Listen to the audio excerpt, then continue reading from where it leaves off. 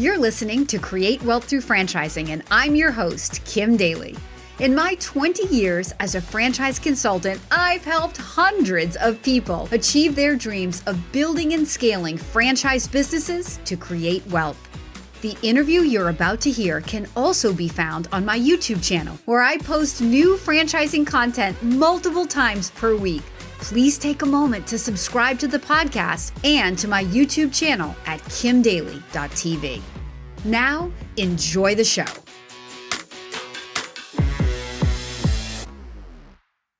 Welcome back to Kim Daly TV. Today, we're going to be talking about diversification of your investments. I have an expert in cryptocurrency. His name is Bob Burnett. Bob, welcome to Kim Daly TV. I'm really excited to have you here today because, cryptocurrency is something that I think the average person, I'll raise my own hand. I know very minimal about it. You hear all this buzz about it. My teenage boys are on me about buying Bitcoin. So I know you're an expert. I have investments with you because I think that it's an up and coming thing for me. It's part of my total portfolio, but I want to learn more about it. And that's why I want you to share a little bit about Bitcoin and why it's important as you see it, since you're the expert.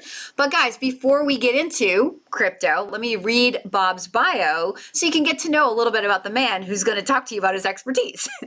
So Bob Burnett, he is the founder and CEO of Barefoot Mining. It's a company focused on the development of horse class mining sites. So we're going to have to come back to that.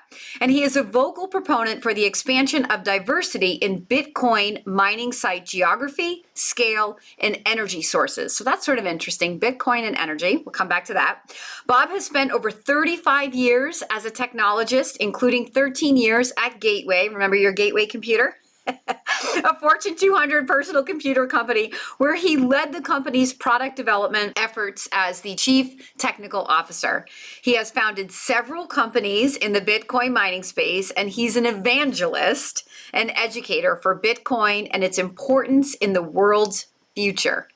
Importance in the world's future. This is why he's on. I want to know what he wants. I want to know what you're going to say today, Bob. He has a degree in computer engineering from the University of Wisconsin at Milwaukee. With that introduction, Bob, let's just go right into the basics of Bitcoin. Why is it important overall as an investment? Well, to get into Bitcoin, you have to talk about money. What you do in franchising, I think what all people in business, they're all after money. But I think what's interesting about it is most people really don't understand what money is and how money works. They know they want it. They know its importance to their life and their future, but they really don't know what it is. And so maybe we'll start there. So money is a representation of your work. The geek in me says, what is work? In physics, work is energy. It's very simple, right? So we'll get back to this later because you talked about energy. But work is energy. A monetary network, a monetary system, is a way of moving work over space and time. Because what do we want? We want our investments, we want our money to be able to buy things. If I want to buy Belgian chocolates, or I want to buy apples from Peru, I want to be able to have my money work that way. And I also want, like you talked about your young children or your boys, I want to know that, hey, I can take money that I earn now and I can have something I can give to them in the future.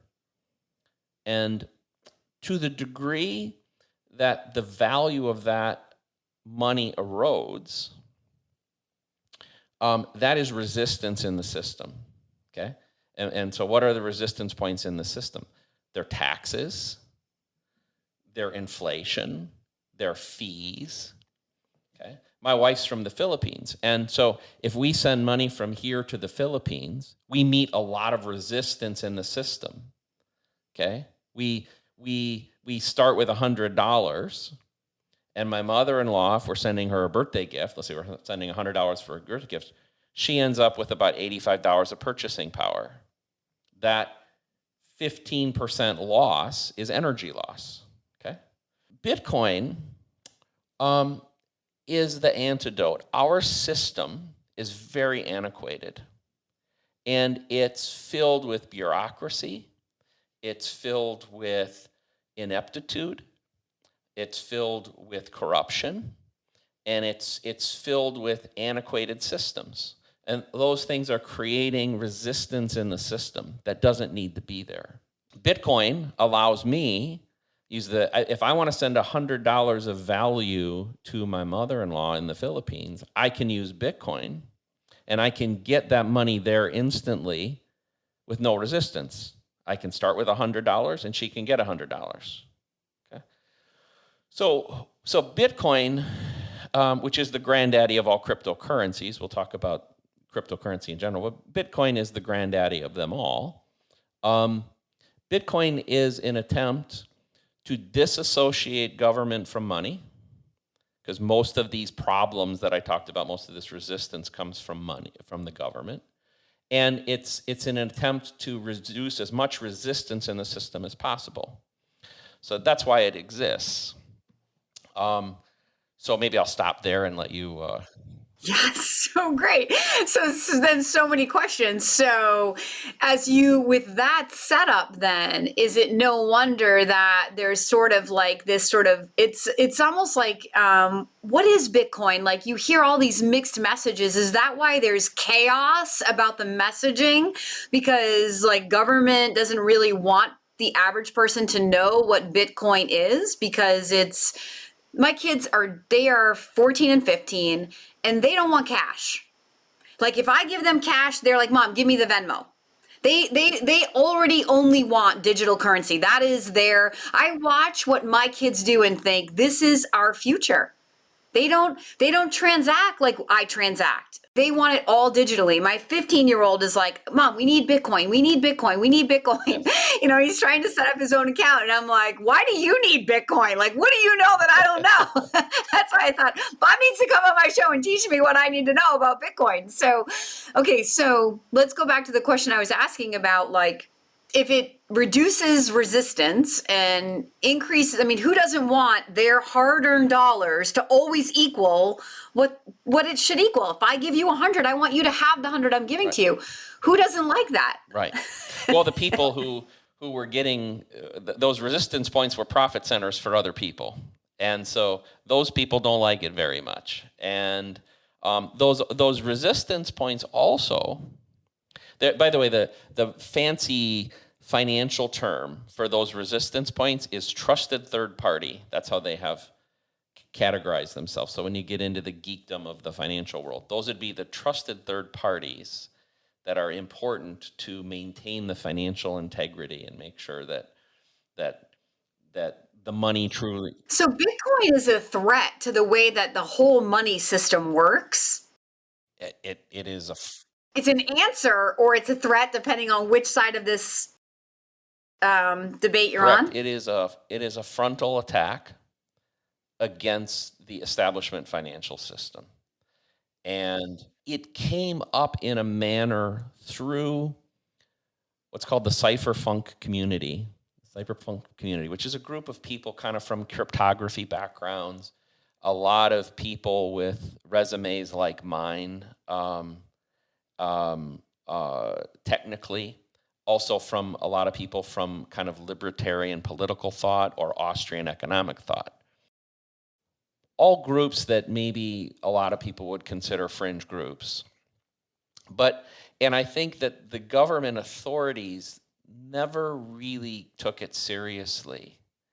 And it slowly, this is a terrible analogy for today, but it's like a virus that kind of eked out. And, a few dozen people became a few thousand people, that became tens of thousands of people, that became hundreds of thousands, and now hundreds of millions of people. There are hundreds of millions of people scattered around the world running a network that's so large that they can't stop it. It's like the genie got out of the bottle and they can't put it back in the bottle.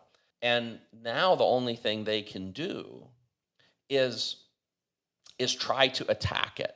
And they will attack it by trying to say it's the fodder of criminals and money launderers and sex traffickers, and they'll say, well, that's what it's being used for, or it's using so much energy it's going to boil the oceans, or you really can't trust it. You need us, that we are the people you should trust, which is, I find awfully ironic that that group of people wants to be trusted.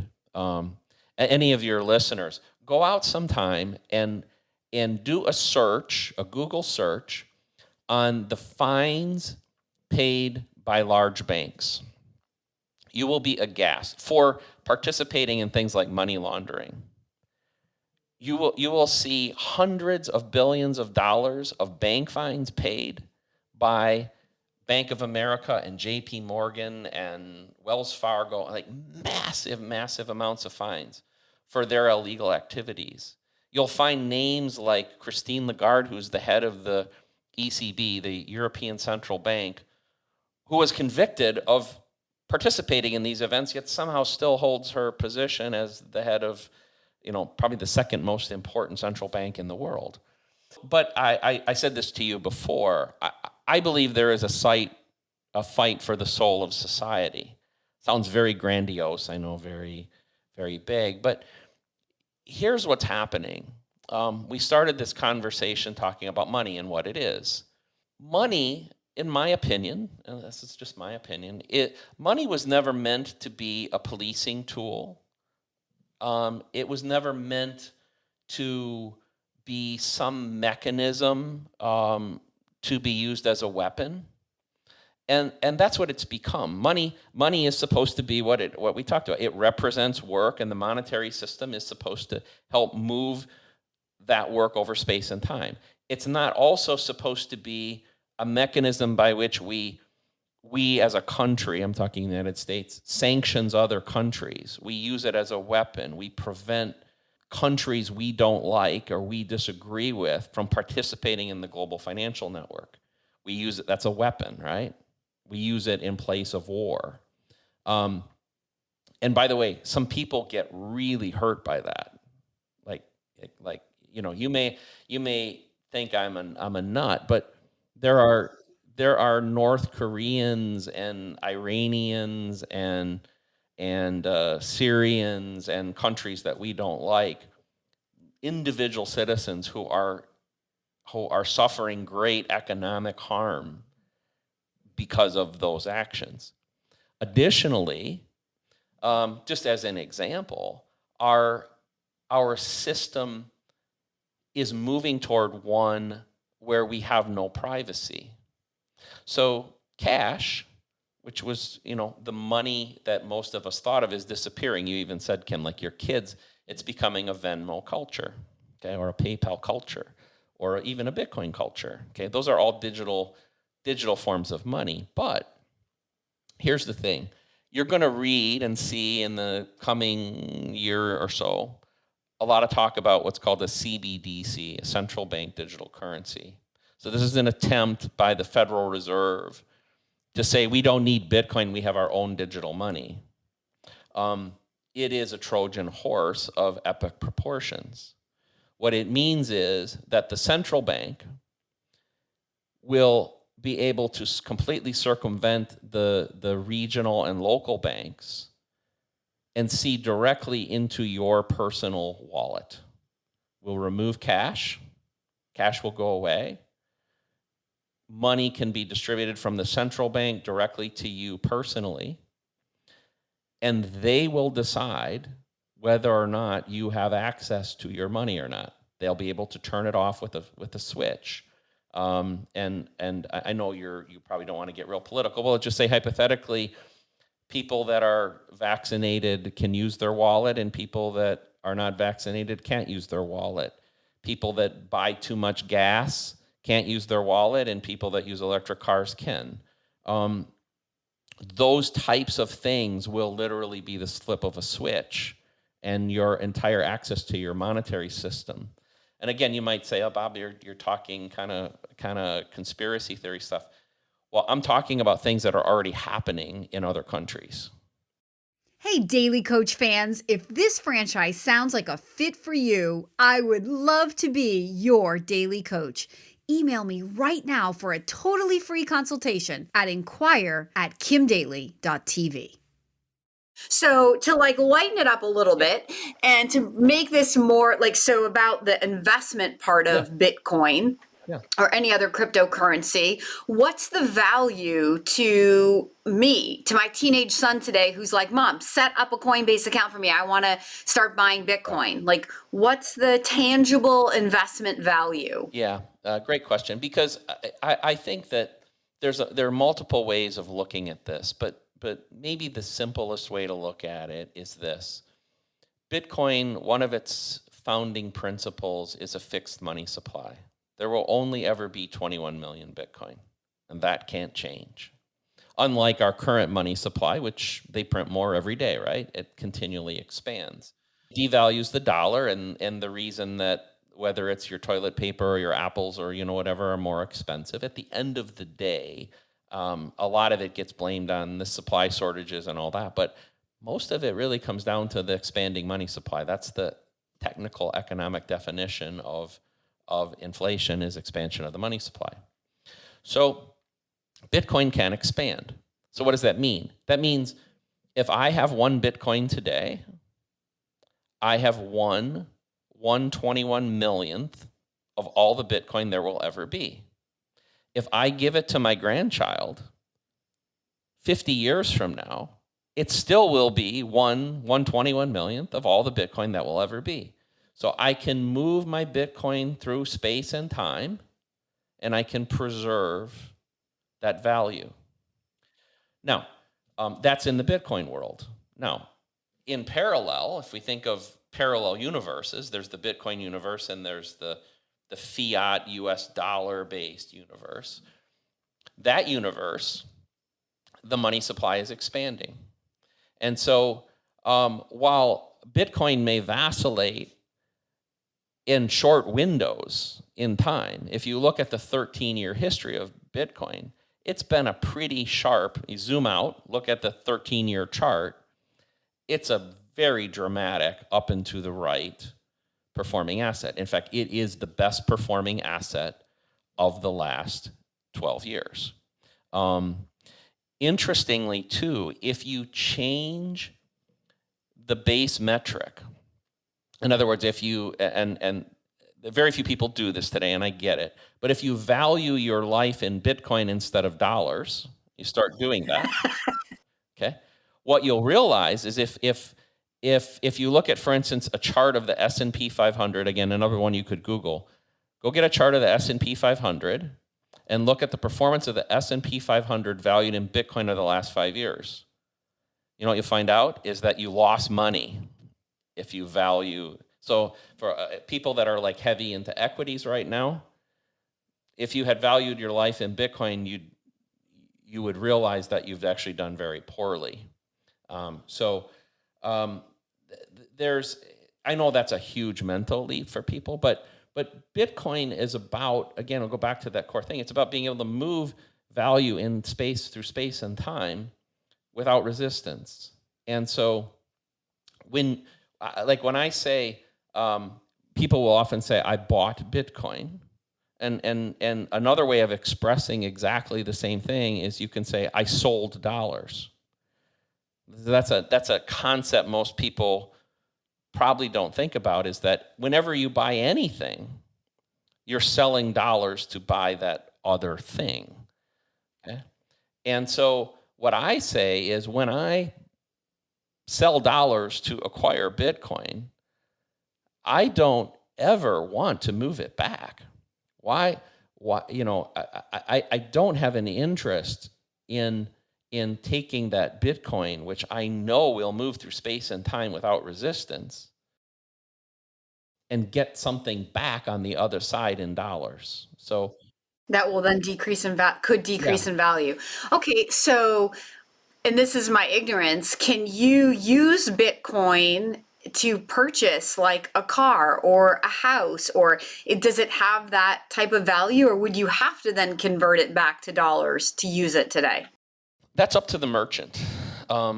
my business, we accept Bitcoin, and so we do transactions all the time. We do small ones of a few $100s, and we do some internationally, especially, that are hundreds of thousands of dollars.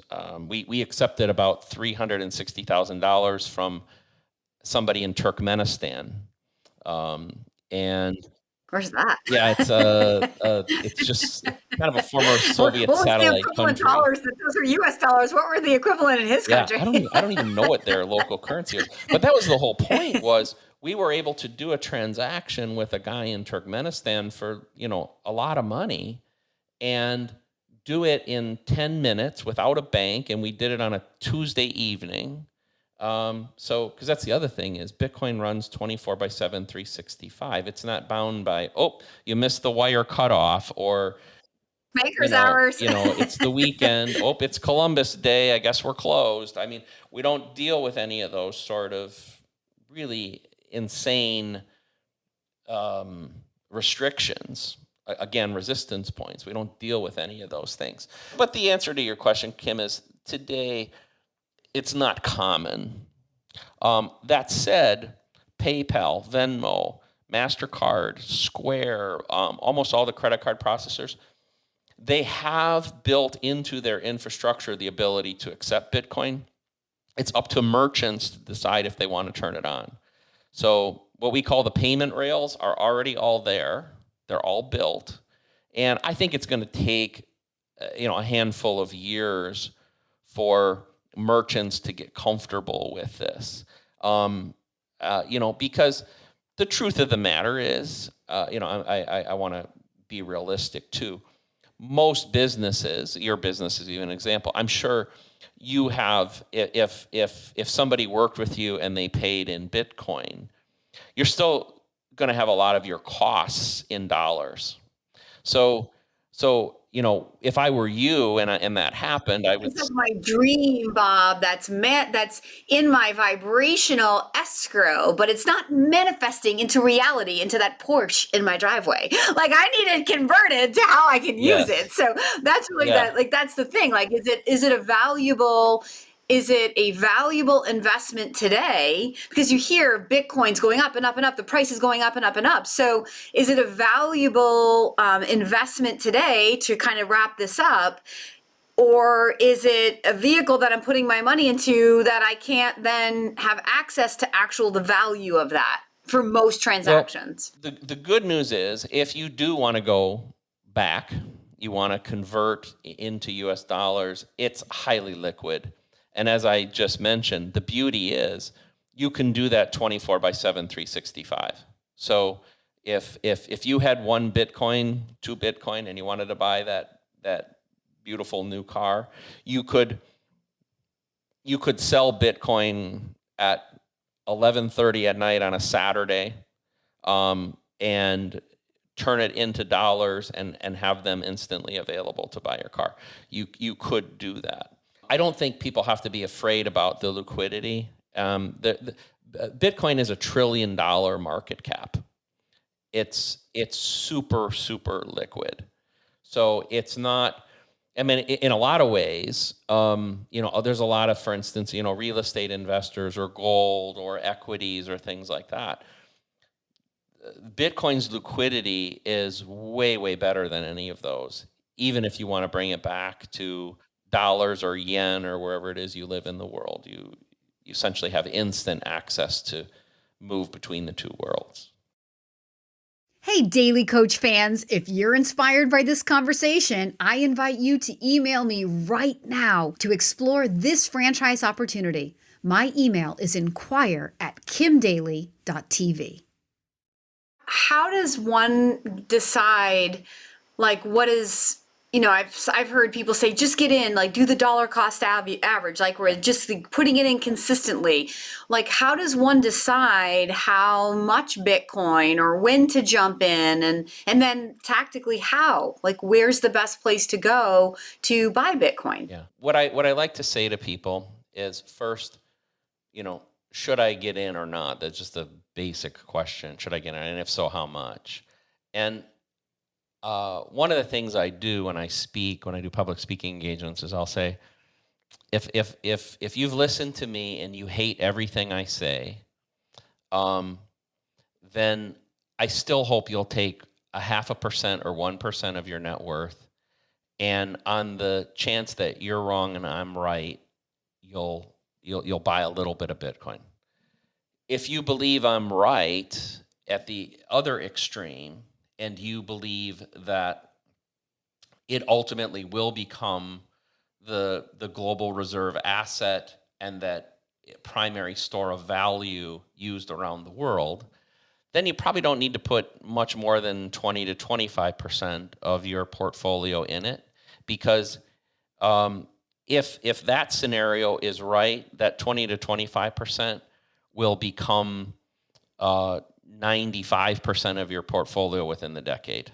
It will grow so much Wow. faster than the rest that you don't. In other words, you don't have to go all in. Like, even if you believe that, you don't have to Right. go all in. You can still stay Right. fairly balanced and stay within. And if you believe somewhere in the middle, that's fine too. Pick your point. Um, if you are just getting started, you want to get your feet kind of wet. I think the dollar cost averaging scenario is a really good one, and you can do. There's plenty of services through places like Coinbase or Swan Bitcoin, for instance, where you can dollar cost average. You can set up a buy, like $20 a week, $50 a week, $100 a week, whatever is comfortable for you, and just get involved. I really encourage everybody to do that. $5 a week, I don't care. Just something to start paying attention, some motivation to learn and go deeper, because we're truly just scratching the surface here today. What you'll find is there are different ways to invest and even diversify within Bitcoin. And so you can hold Bitcoin and buy it directly, but then you can also invest in things like Bitcoin mining, which basically Bitcoin mining in very simple terms is the computer network that processes the transactions and manages the blockchain. And there's a way to earn Bitcoin through mining. And so that's what my company is primarily involved in, and what we help people invest in mining.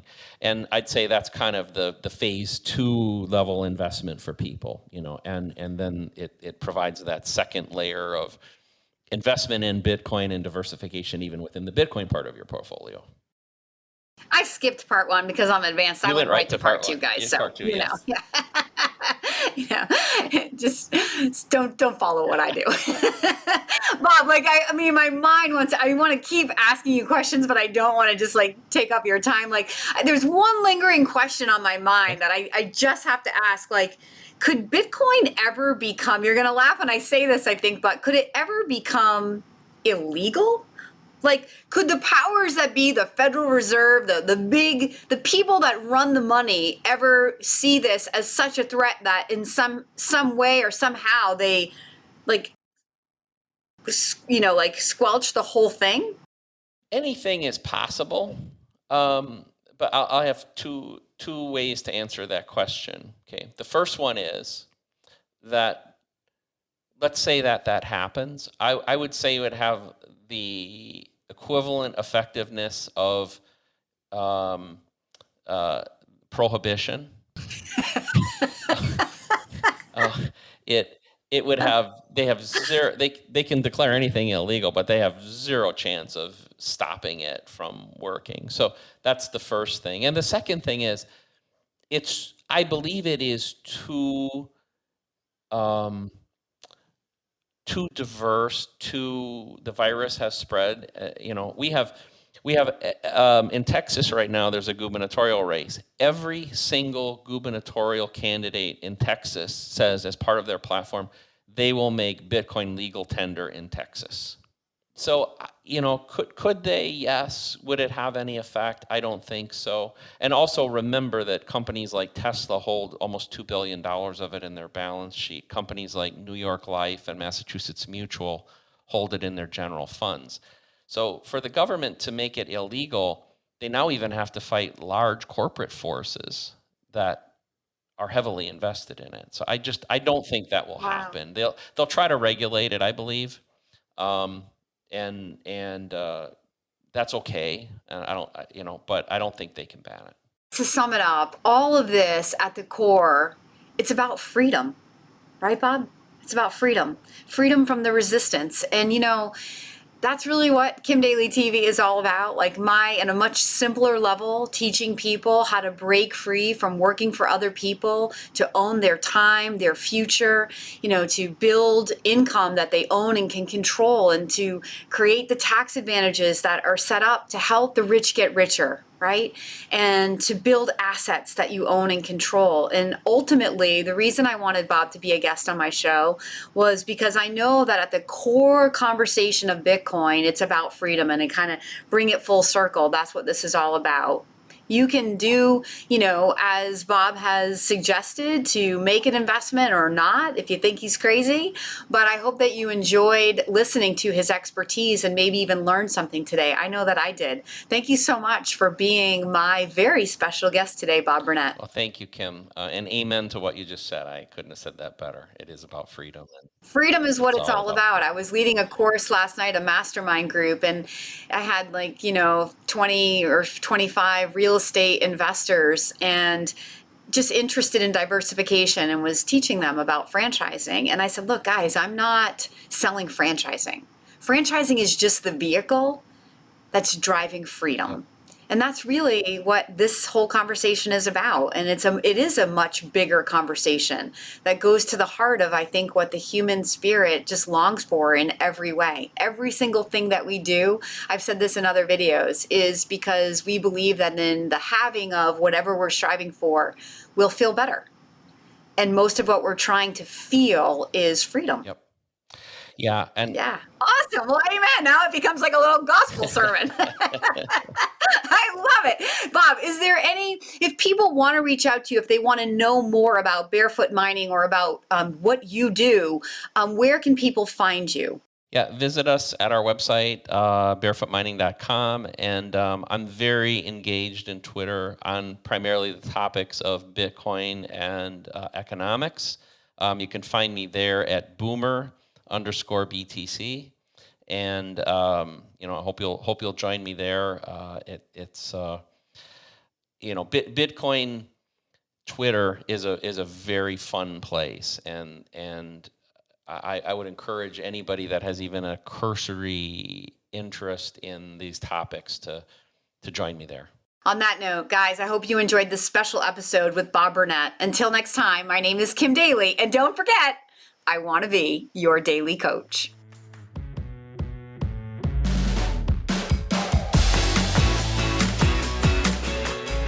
If you found this inspiring, please contact me at inquire@kimdaly.tv.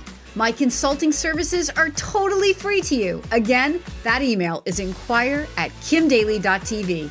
I can't wait to hear from you.